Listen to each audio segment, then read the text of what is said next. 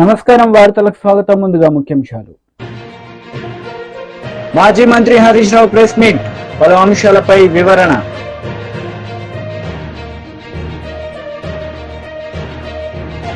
YCP leader Kakani Govardhan press meet, CM Chandrababu నాయుడుపై fire. YCP leader media సమావేశం నిర్వహించారు. ఈ సందర్భంగా పలు అంశాలపై ఆయన మాట్లాడారు. నేను ఎప్పుడు కూడా ఊహించుకోలేదు. కానీ గత కొద్ది రోజులుగా ఆంధ్రప్రదేశ్లో జరుగుతున్నటువంటి ప్రచారాన్ని చూసినప్పుడు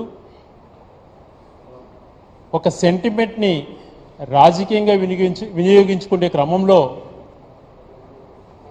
అది ప్రజల మనస్తత్వాన్ని గాయపరిచే విధంగా కనపడినప్పుడు తప్పని పరిస్థితులలో మాట్లాడాలని అనుకున్నాను. ఈరోజు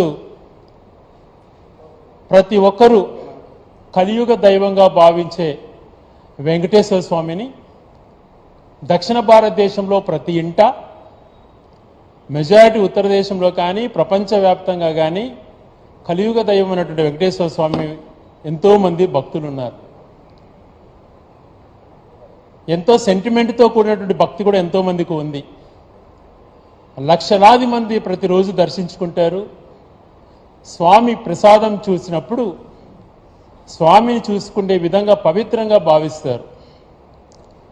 అటువంటి ప్రసాదాన్ని రాజకీయంగా వాడుకునేటువంటి కోణం ఉపయోగించుకుంటున్నటువంటి కొంతమంది నిజంగా కళ్ళు తెరవాలి.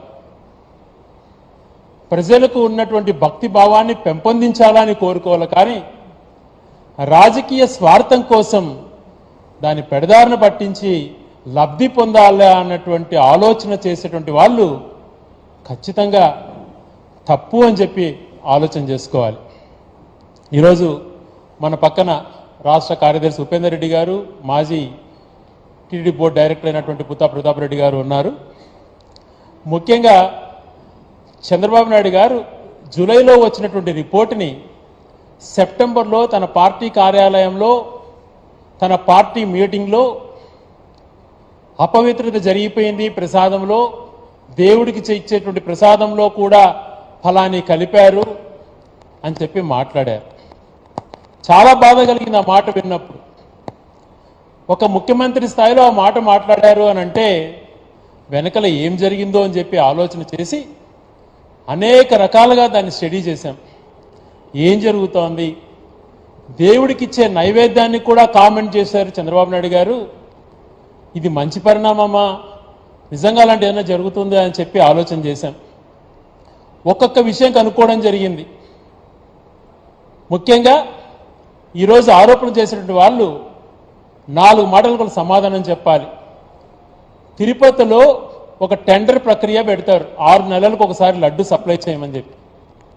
దాంట్లో ఒక సర్టిఫైడ్ థింగ్ని చూపించిన తర్వాత ఏదైతే టీటీడీ బోర్డు ఫిక్స్ చేసిందో ఆ సర్టిఫైడ్ చూపించినాక టెండర్లో పాల్గొనాలి. పాల్గొన్న తర్వాత L1 వచ్చిన వాళ్ళకు 65% అని, L2 వచ్చిన వాళ్ళకు 35% అని చెప్పి వర్క్స్ ఇస్తూ వచ్చారు.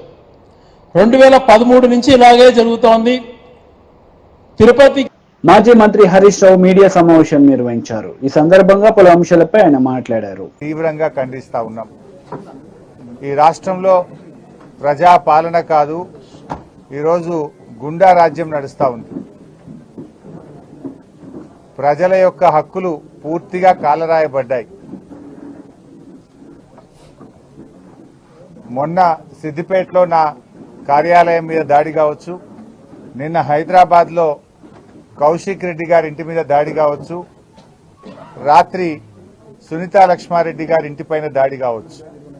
అంటే ఒక గుండా రాజ్యం తలపించే విధంగా పాలన కొనసాగుతూ ఉంది. తెలంగాణకున్న మంచి పేరు మంటగలిపి ఇలా బీహార్ లాగా, ఒక రాయలసీమ ఫ్రాక్షనిజం లాగా ఈ రాష్ట్రాన్ని రేవంత్ రెడ్డి గారు నడుపుతా ఉన్నారు. నిన్న సునీతా లక్ష్మారెడ్డి గారి మీద జరిగిన దాడి అది కాంగ్రెస్ నాయకత్వ ప్రోత్సాహంతో జరిగిన దాడి. ఈ నియోజకవర్గ కాంగ్రెస్ నాయకులు కావచ్చు, రేవంత్ రెడ్డి గారు మాట్లాడే మాటలు, ఆయన రెచ్చగొట్టే విధానాల వల్ల జరిగినటువంటి దాడిగానే బీఆర్ఎస్ పార్టీ చూస్తుంది. ఇంట్లో నిన్న ఎమ్మెల్యే గారు లేరు. అర్ధరాత్రి పూట ఇటువైపు అసలు వినాయకుడిని ర్యాలీ తీసే సందర్భం గతంలో ఎప్పుడూ లేదు. ఉద్దేశపూర్వకంగా దాడి చేయాలనేటువంటి సంకల్పంతోనే వాళ్ళు ఇటువైపు ర్యాలీని తీసుకొచ్చి మరి ఇంటి మీద పటాకులు కాల్చడము, ఇంట్లోకి పటాకాయల్ని విసిరేయడము, ఇంట్లో చొరబడి ఇంట్లో ఉన్న పిల్లల మీద దాడి చేయడం జరిగింది. నేను ఇప్పుడే ఎస్పీ గారితో మాట్లాడాను, ఐజీ చంద్రశేఖర్ రెడ్డి గారితో మాట్లాడాను. వెంటనే కాంగ్రెస్ గుండాలను అరెస్ట్ చేయాలని చెప్పి డిమాండ్ చేయడం జరిగింది. వీడియోలు చాలా స్పష్టంగా కనబడతా ఉన్నాయి. రాత్రి అక్కడికి చేరుకున్నటువంటి పోలీస్ హెడ్ కానిస్టేబుల్ వీడియో తీస్తున్నాడు కాంగ్రెస్ గుండాల యొక్క అకృత్యాలను, వాళ్ళు చేస్తున్నటువంటి తప్పుడు పనులను వీడియో తీస్తుంటే ఆ హెడ్ కానిస్టేబుల్ మీద కూడా దాడి చేసి ఆ హెడ్ కానిస్టేబుల్ చేతిలో నుంచి ఫోన్ లాక్కొని హెడ్ కానిస్టేబుల్ నెట్టేస్తే ఆయన జారి కింద పడిపోయింది. మరి ఒక విధులు నిర్వహిస్తున్న పోలీస్ కానిస్టేబుల్ మీద కాంగ్రెస్ గుండాలు దాడి చేస్తే ఆ హెడ్ కానిస్టేబుల్ తో పిటిషన్ తీసుకొని సూమోటో కింద 307 కేసు పెట్టాలి కదా. విధులకు, ప్రభుత్వ ఉద్యోగుల విధులకు ఆటంకం కలిగించే సెక్షన్ కింద క్రిమినల్ కేసులు వారి మీద బుక్ చేయాలి కదా. ఎందుకు చేయడం లేదు అని అడుగుతా ఉన్నా. అంటే మీరు ప్రజాస్వామ్యాన్ని రాష్ట్రంలో ఉంచదలుచుకోలేదా? తెలంగాణకున్న మంచి పేరును రేవంత్ రెడ్డి చెడగొడతా ఉన్నారు. ఒకప్పుడు తెలంగాణ పోలీసులు అంటే అద్భుతంగా పనిచేసినారు. ఇలా పోలీసులు ఒక విషయం గుర్తుపెట్టుకోండి, ఏం రేవంత్ రెడ్డి శాశ్వతం కాదు, ఇక్కడ కాంగ్రెస్ నాయకులు శాశ్వతం కాదు. 10 ఏళ్లు మేము అధికారంలో ఉన్నాం. ఏ ఎమ్మెల్యే ఇంటి మీదనైనా ఈ రాష్ట్రంలో దాడి జరిగిందా? 10 ఏళ్ల మా అధికారంలో ఎప్పుడైనా మేము ఈ రకంగా వ్యవహరించామా? అసలు ఎఫ్ఐఆర్ ఎవరైనా పిటిషన్ ఇస్తే 24 గంటల్లో ఎఫ్ఐఆర్ బుక్ చేయించిన సందర్భాలు ఉన్నాయి. కానీ ఈ ప్రభుత్వంలో పిటిషన్ ఇస్తే ఎఫ్ఐఆర్ చేయరు, ఎఫ్ఐఆర్ చేస్తే దొంగల్ని, గుండాలను అరెస్ట్ చేయరు. నేను ఈ సందర్భంగా మెదక్ ఎస్పీ గారిని హెచ్చరిస్తా ఉన్నా, తక్షణమే గోమారంలో కాంగ్రెస్ గుండాలను వెంటనే అరెస్ట్ చేయాలి. ఆ దాడికి ప్రోత్సహించిన వారి మీద కూడా కేసు నమోదు చేసి వారిని కూడా అరెస్ట్ చేయాలని చెప్పి డిమాండ్ చేస్తా ఉన్నాం. ఎట్టి పరిస్థితుల్లో దీన్ని వదిలిపెట్టాం. అవసరమైతే హ్యూమన్ రైట్స్ కమిషన్ పోతాం, నేషనల్ హ్యూమన్ రైట్స్ కమిషన్ కూడా ఫిర్యాదు చేస్తాం, అవసరమైతే కోర్టు మెట్లెక్కుతాం తప్ప వీళ్ళకి శిక్ష పడేదాకా కూడా వదిలిపెట్టాం. ఇప్పటికే ప్రజలు అసహించుకుంటున్నారు. ఇదేం ప్రజాపాలన? ఇది ప్రజాపాలన కాదు, ఇదంతా కూడా పోలీసు రాజ్యంగా మారిపోయింది, గుండాల రాజ్యంగా మారిపోయింది. దీన్ని చాలా తీవ్రంగా ఖండిస్తా ఉన్నాం. మా ఓపికకు కూడా ఒక హద్దు ఉంటుంది. మరి లేదంటే రేపు ఏం జరుగుతుంది? రాయలసీమ తరహా ఫ్రాక్షన్ రాజకీయాలు తెలంగాణలో మొదలవుతాయి. ఏదో కష్టపడి పోరాడి తెచ్చుకున్న తెలంగాణ, ఉద్యమాలు చేసి తెచ్చుకున్న తెలంగాణ, అభివృద్ధిలో దేశానికి ఆదర్శంగా తయారు చేసుకున్న తెలంగాణ, దీన్ని కాపాడుకోవాలనేటువంటి ప్రేమ మాకుంటది. తెలంగాణతో మాది పేగుబంధం, తెలంగాణ ప్రజలతో మాది పేగుబంధం. మీరేదో అదృష్టం కొద్ది ముఖ్యమంత్రి అయింది, కానీ ఈ తెలంగాణ పరపతిని, పేరును దెబ్బతీయకండి. లా అండ్ ఆర్డర్ మెయింటైన్ చేయండి, తప్పు చేసిన వారిని శిక్షించండి. గోమారం ఘటన మీద ఉన్నత స్థాయి విచారణ జరిపి తక్షణమే వాళ్ళను నాన్ బెయిలబుల్ సెక్షన్స్ పెట్టి అరెస్ట్ చేయాలని చెప్పి మేము డిమాండ్ చేస్తున్నాం. మీరు ఇంట్లో చొరబడి దాడి చేసినారు, రేపు మేము అదే చేస్తే ఏమవుతుంది? రాష్ట్రంలో లా అండ్ ఆర్డర్ ఏమవుతుంది? ఎవరు దీని వెనుక ఉన్నారు? ముఖ్యమంత్రి గారు కూడా ఆలోచించుకోవాలి. నేను డీజీపీ గారిని కూడా కోరుతున్నా, అది ఒక ఉన్నతమైనటువంటి పదవి. ఆ పదవిలో ఉన్నప్పుడు చట్టబద్ధంగా వ్యవహరించాలి, రూల్స్ కు అనుకూలంగా వ్యవహరించాలి. కానీ చట్టాన్ని ఎవరు కూడా అతీతులు కారు. చట్టాన్ని ఎవరు అతిక్రమించినా కూడా వారు శిక్షార్హులే. అది పార్టీలకు అతీతం, ప్రభుత్వ పార్టీ ప్రతిపక్ష పార్టీ కాదు, వారిని ఎవరినైనా శిక్షించి తీరాల్సిందే. I request the DGP, immediate గా మీరు ఇంటర్వ్యూన్ కాండి, దీని మీద విచారణ జరపండి, ఆ కాంగ్రెస్ గుండాలను అరెస్ట్ చేయండి. పోలీస్ హెడ్ కానిస్టేబుల్ మీద దాడి చేసిన వాళ్లను, ఆ దాడికి ప్రోత్సహించిన వారిని కూడా గుర్తించి వారిని కూడా తక్షణమే అరెస్ట్ చేయాలని బీజేపీ లీడర్ మీడియా సమావేశం నిర్వహించారు. ఈ సందర్భంగా పలు అంశాలపై ఆయన మాట్లాడారు. ఇప్పుడు కూడా ప్రజా సమస్యల్ని ఎప్పటికప్పుడు లేవనెత్తిస్తూ ఈ రాష్ట్ర ప్రభుత్వం చేసినటువంటి అనేకమైనటువంటి అవినీతి ఆరోపణలను ప్రజల దృష్టికి మీ ద్వారా తీసుకొచ్చిన సంగతి మీకు తెలుసు. మరి ఈరోజు కొత్తగా కేటీఆర్ గారు నిన్నటి ప్రెస్ మీట్లో కానీ మొన్నటి ప్రెస్ మీట్లో కానీ భారతీయ జనతా పార్టీ అసలు ఏం చేయనట్టుగా ఆయన ఏదో కొత్తగా ఆరోపణలు చేస్తున్నట్టుగా మాట్లాడుతూ ఉన్నారు.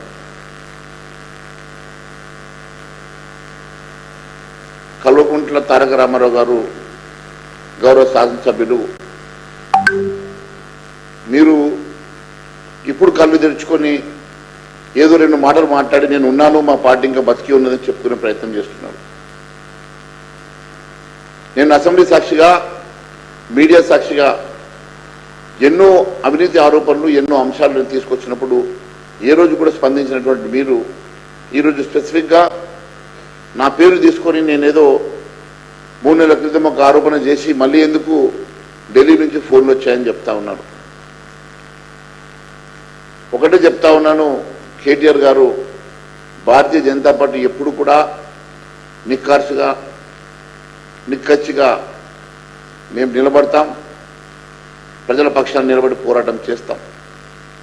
మా పార్టీ ఎప్పుడు కూడా ఇలాంటి అంశాలు ఉన్నప్పుడు ఖచ్చితంగా ప్రజల పక్షాన్ని నిలబడమని ఆదేశాలు ఇస్తారు. అసలు సంగతి మీకు నేను ఇప్పుడు చెప్తా ఉన్నాను, వాస్తవాలు ఏంటో. ఎన్నడూ లేని ఈరోజు కేటీఆర్ గారు ఎందుకు మాట్లాడుతూ ఉన్నారు, దానికి వెంటనే ఈ ప్రభుత్వం ఎందుకు స్పందిస్తూ ఉన్నదో వాస్తవాలు నేను ఈరోజు మీ దృష్టికి తీసుకొస్తా ఉన్నాను.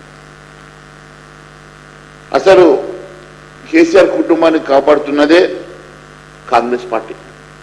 టీడీపీ లీడర్ మీడియా సమావేశం నిర్వహించారు. ఈ సందర్భంగా పలు అంశాలపై ఆయన మాట్లాడారు. చిన్న వారు కుటుంబ సభ్యులు డబ్బులు చాలకపోతే నలుగురు సన్నిహితుల దగ్గర కూడా డబ్బులు పోగేసుకొని దేవుడి దగ్గరికి వెళ్ళి మొక్కులు తీర్చుకున్న పరిస్థితి మనం చూసాం. 7 కొండలు ఎక్కి ఆ దేవుణ్ణి దర్శించుకోవటానికి 2 రోజులు 3 రోజులు ఎంత ఇబ్బంది అయినా కూడా అక్కడే ఉండి ఆ స్వామివారి దర్శనం చేసుకోవటానికి హిందువులంతా కూడా తాపత్రయపడిపోతారు. అటువంటి అంత పెద్ద నమ్మకం హిందువులందరికీ వెంకన్న స్వామి అంటే. ఆ వెంకన్న స్వామి గుడిలో స్వామివారిని దర్శించుకున్నప్పుడు ఎంత అనుభూతి పొందుతామో, ఆ ఒక్క సెకండ్ అనుభూతి ఎప్పుడైతే పొందుతామో అలాగే తిరుపతి లడ్డూ తిన్నా కూడా అంతే అనుభూతి పొందుతాం. ఎవరైనా తిరుపతి వెళ్తున్నారంటే మేమండి మాకు ఓ లడ్డూ తెచ్చిపెట్టండి, ఆ లడ్డూ ప్రసాదం మాకు పంపించండి అని ఇంటి చుపక్కల వాళ్ళు, బంధుమిత్రులు, స్నేహితులు, శ్రేయోభిలాషులు చెప్తారు. మరి అంత పవిత్రత కలిగిన తిరుపతి లడ్డూని ఈరోజు జగన్మోహన్ రెడ్డి గారు చేసిన పనిని తెలుసుకుంటే హిందువులందరూ కూడా బోర్నుమని ఏడవాల్సిన పరిస్థితి వచ్చింది. ఎంత దారుణమండి. ఎక్కడైనా సరే ఎవరైనా సరే హిందువుల మనోభావాలతో ఆడుకుంటారా? వెంకన్న స్వామిని దర్శించుకొని లడ్డూ ప్రసాదం తీసుకొని భక్తులకి పంచే హిందువులకి ఇంత కర్మ పట్టిందంటే ఈరోజు జగన్మోహన్ రెడ్డి అనే వ్యక్తిని ఈ రాష్ట్రం నుంచి తరమాల్సిన అవసరం ప్రతి ఒక్కరికి కూడా ఉందని మరోసారి తెలియజేస్తా ఉన్నాం. అసలు ఎక్కడికి వెళ్తుంది ఈ జగన్మోహన్ రెడ్డి అనే వ్యక్తి? ఎవరి కళ్ళల్లో ఆనందం చూడటానికి ఇవన్నీ కూడా చేశాడో తెలియాల్సిన అవసరం ఉంది.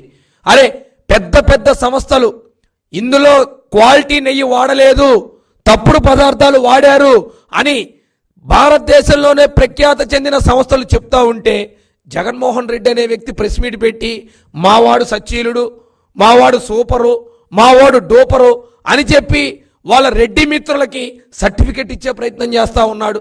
ఎవరు అడిగారు నీ సర్టిఫికెట్?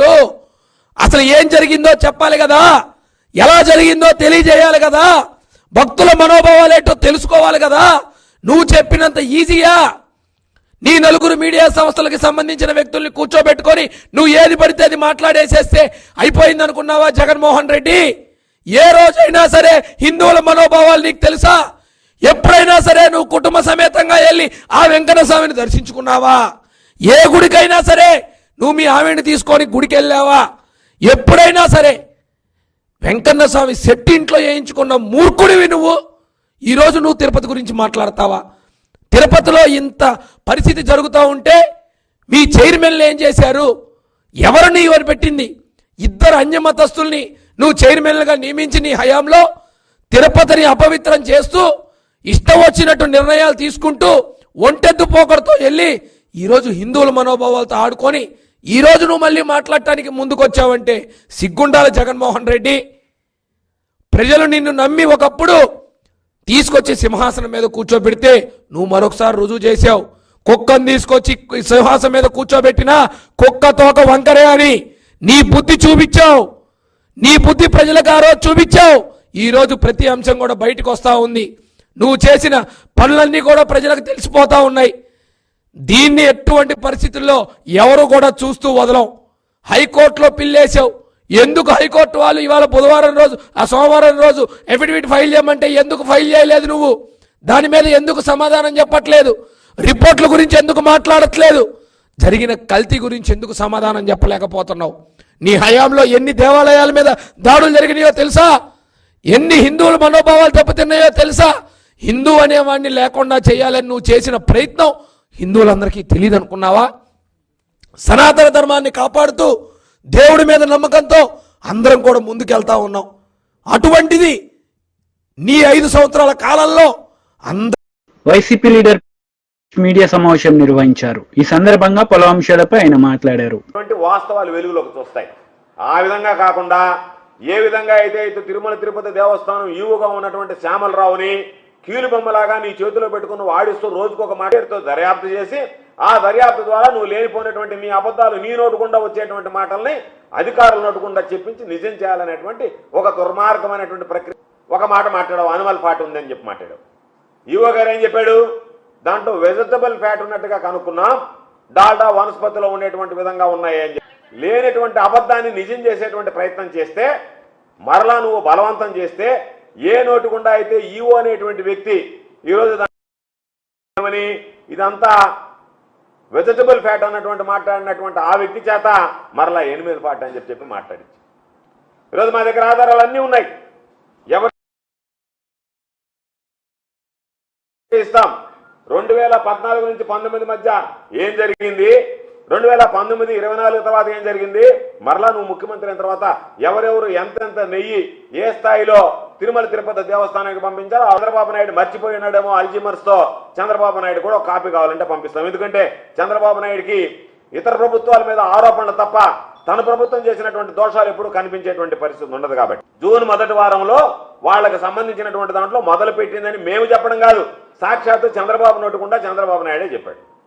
జూన్ మొదటి వారంలో అని చెప్తే ఈ వ్యవహారం అంతా జూలైలో కనిపెట్టారు. ఈరోజు తిరుమలకి సంబంధించి ఒక ల్యాబ్ ఉందా లేదా, ఆ ల్యాబ్లో టెస్టులు చేస్తామా లేదా,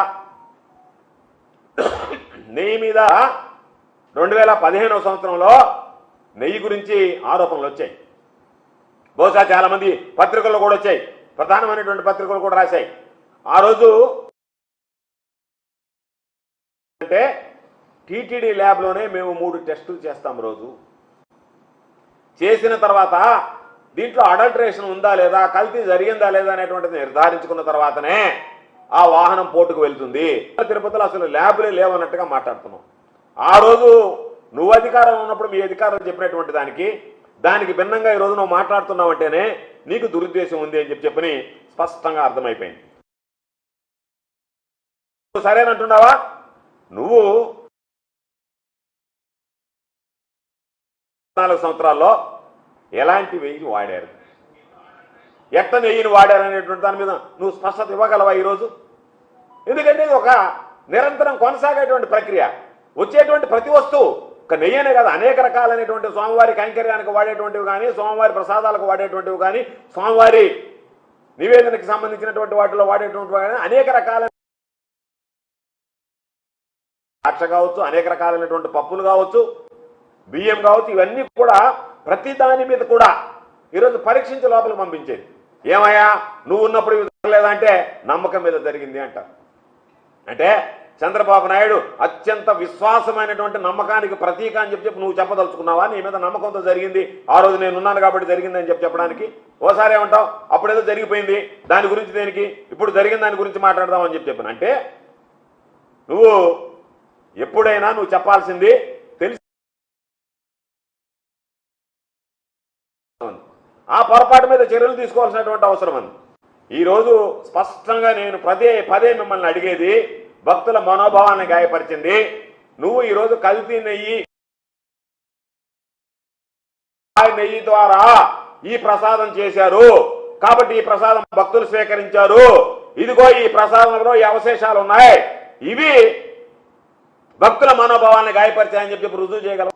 కల్తీ నెయ్యి వచ్చింది, ఆ నెయ్యిని వాడారా అంటే వాడుంటే నీదే తప్పు. జూన్లో నువ్వు ముఖ్యమంత్రిగా ఉన్నావు, నీ ప్రభుత్వం ముఖ్యమంత్రిగా ఉంది. ఒకవేళ దాన్ని వాడి ఉంటే చంద్రబాబు నాయుడు తీవ్రమైనటువంటి అసలు ప్రసాదాన్ని గురించి, ప్రసాదంలో ఉన్నటువంటి దాని గురించి మాట్లాడకుండా వచ్చి రిజెక్ట్ అయినటువంటి ట్యాంకర్ గురించి మాట్లాడి దాని ఏదో లేనిపోయినటువంటివన్నీ సృష్టించి నీ మాటల వల్ల ఎంతమంది భక్తుల మనోభావాలు గాయపడుతున్నాయనేటువంటిది 5వ తేదీ నుంచి ఏదైతే ఉన్నాయో వాళ్ళు నెయ్యి సప్లై చేస్తే జూలై 7వ తేదీ ఇవన్నీ విషయాలన్నీ బయటకు వచ్చాయని నువ్వు మాట్లాడుతున్నావు. అయితే నీ హయాంలో సంబంధించినటువంటి, నీ హయాంలో జరిగినటువంటి వాటి మీద ఏమాత్రం నిజంగా ఏదైనా జరగరాంది జరిగి ఉంటే ఆ రోజు అవశేషాలు కనుక్కున్న తర్వాత, లేదా నీకు సంబంధించినటువంటి సిబ్బంది ఎవడన్నా సరే పొరపాటు చేసి తప్పులుండే యానిమల్ పార్ట్ తీవ్రమైనటువంటి దోషానికి నువ్వు పాల్పడ్డట్లే. కాబట్టి నీ ప్రభుత్వ హయాంలో వచ్చినటువంటి దాన్ని ఎప్పుడో జూన్లో ప్రారంభమైతే జూలైలో వస్తే దాన్ని సెప్టెంబర్లో నువ్వు మాట్లాడుతున్నావంటేనే దీంట్లో ఒక కుట్రకోణం దాగి ఉందనేటువంటిది స్పష్ట. ఆయనేమో నేను ప్రాయశ్చిత్త దీక్ష అన్నాడు. దేనికి? నువ్వు వార్తలు ముగించే ముందు ముఖ్యాంశాలు మరోసారి. మాజీ మంత్రి హరీష్ రావు ప్రెస్ మీట్, పలు అంశాలపై వివరణ.